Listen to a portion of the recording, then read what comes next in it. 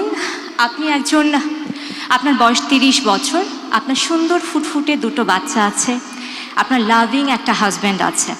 কিন্তু কোনো একদিন বিকালবেলায় যখন আপনি একা একা বসে আছেন, আপনার বুকের ভেতরে একটা তীব্র হাহাকার, এই যে আমার এত সার্টিফিকেট, এগুলোর দামটা কোথায়, কি করছি আসলে, সারা জীবন তো রান্না করলাম আর বাচ্চাই বড় করলাম, অদ্ভুত একটা আইডেন্টিটি ক্রাইসিস। অথবা ধরুন আপনার বয়স 38 বছর, আপনি আপনার অফিসে বসে আছেন, আপনি ভীষণ সাকসেসফুল একজন নারী, কিন্তু মনের মধ্যে কোথাও যেন একটা হাহাকার কাজ করছে, বাচ্চাটার প্রথম হাঁটা দেখিনি, প্রথম হাসি দেখিনি, আমি কি আসলে সফল মা, আমি কি আসলে সফল নারী, কি করছি আসলে জীবনে।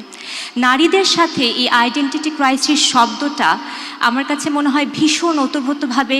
আষ্টে পৃষ্ঠে তাদেরকে জড়িয়ে রাখে। যখন আমরা এই আইডেন্টিটি ক্রাইসিস কথাটা বলি, এই যে এত শতক ধরে পুরুষ বা সোসাইটিতে নারী আসলে কিভাবে ট্রিটেড হয়েছে, সেটা তার আইডেন্টিটি ক্রাইসিসে একটা তৈরিতে একটা গুরুত্বপূর্ণ ভূমিকা পালন করেছে।